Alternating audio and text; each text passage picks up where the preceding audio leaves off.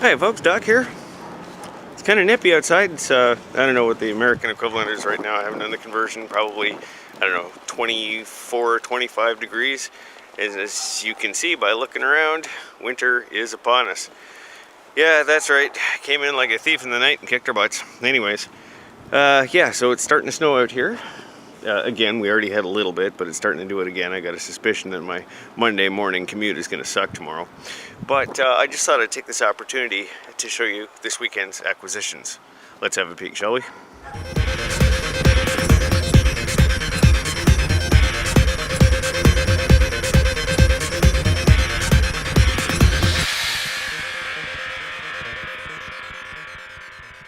Alright, so as the light is fading and the snow is falling, I'm going to try another take because my camera screwed up.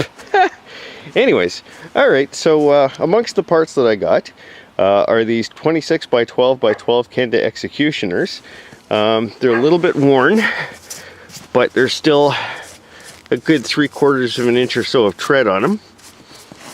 And I'm probably going to put these on Suburban Gorilla. They look like a good counterpoint to the Mud Wolves that I've got on Commando, and these are about the same rims too by the looks of things. So yeah, there's a little bit of center wear on these treads, but other than that, I'm willing to give these executioners a go. I know that a lot of the guys speak highly of them. I'll give them a shot.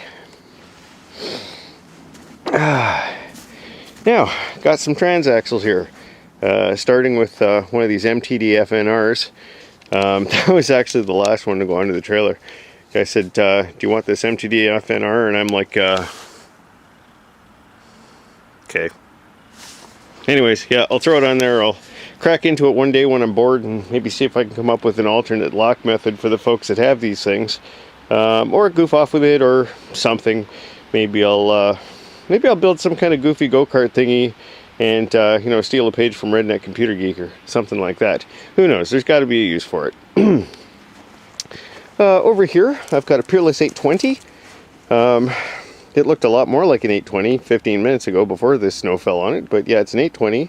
It's got some shifting difficulties. I think Colton said it was slipping out of 5th gear or something like that, so I could have some gear damage, or you know, maybe just the shift keys or something like that, but it's nothing that I can't handle. So it's nice to have another 820 after me spending years not having any of them. Yeah, really hard to find around here for some stupid reason. Alright, so down here, also covered in snow, I have a Peerless 2300, and I think he said this one was locked. I don't recall offhand. I don't expect to be able to move this shaft by hand. Not particularly well. Alright, anyways. Alright, so we got a 2300 there. I'm not sure what I'm going to do with it, but 2300 is a good box to have kicking around. Over here is another Roper 633A series, same as, you know, all the Sears Suburbans and all that. Your three forward speeds and your high and low range. It's good to have an extra box or two, because A, one of these days I'm going to break one, and B, one of my recent acquisitions, I got one of these in one of the older Suburbans parts tractors I bought recently. In the box, the gearbox turned out to be bad. So it was nice that I was able to pick up another one. And then, parked next to Commando, there's this. Yeah, this was the big score for the weekend. Let me just pan wide around this thing and let you get a look in the fading light and the falling snow. Took me a little bit to figure out exactly what model this was. And of course, everybody wants to say Sears Suburban. And on the surface, it certainly looks like one, and it's definitely related to the Suburban. And it's not. Some of my clues that it was a newer series was the PTO pedal. It's actually a pedal instead of a handle on these units. Yeah, I'd love to be able to show you on Commando here, but I already took it off. Anyways, the mule drive is actuated with a pedal assembly instead of a handle. It's got a plastic gas tank, and it's got the newer steering wheel and the newer plastic fancier dashboard type of thing. And after looking at those signs and symbols and symptoms, I realized that, you know, the Suburban series, I guess, effectively ended in, what, 76? And then they went to the 16.6s and 18.6s and all that crap and blah, blah, blah, blah, blah. So I looked down between the seat and the gas tank and I found no data plate. Nothing here. No hints, no clues. And I was really starting to wonder. I thought maybe I had a 78 GT 16 or G18, and I wound up speaking to the seller I bought this from, and the engine that he pulled out was a Briggs & Stratton 16 horse opposed twin.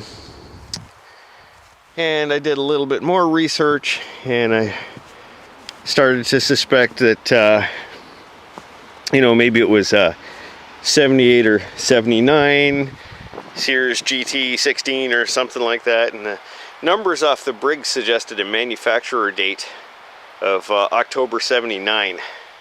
So I thought, well, either the engine's been replaced or maybe I have something else. Anyways, the hood isn't hinged at the moment, it's just kind of sitting on there, so I'm not going to pop it open, but I did ultimately find a data plate under the hood.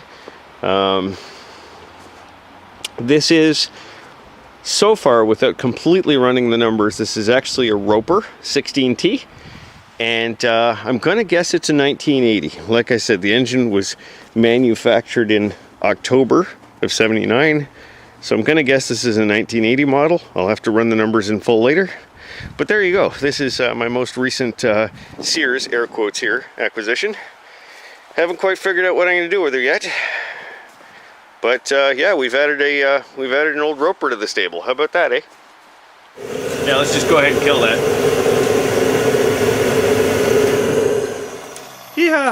Yeah, I was in too much of a hurry to fire up the wood stove, so I figured I'd kick on the diesel for a few minutes and at least take the frost off in here, take the frost off myself. Oh, shop's a disaster. I got to do something with this thing. Anyways.